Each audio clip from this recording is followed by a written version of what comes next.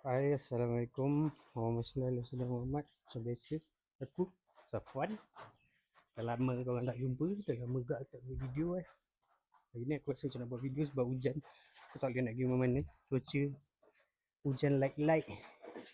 Jadi aku fikir hari ni aku nak tukar minyak hitam. Motor ni dah lama sangat aku biar dia parking. Aku bawa LC je. Jadi hari ni aku rasa nak tukar minyak hitam sebab dah lama duk aku beli minyak hitam ni. Tapi aku tak tukar. Aku beli SR saja try orang kata okey kan. Jadi aku saja try beli bukti saja lah cuba. Padahal motor buat pergi kerja, balik kerja je. Motor ni dah benyai gila dah kalau orang tengok kan sebab aku dah tak jaga. Memang tak ada masa pun nak jaga.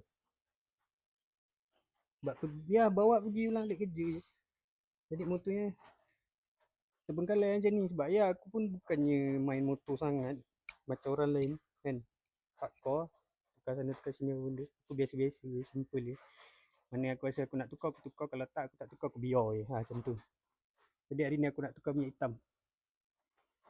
Okay, korang layan lah.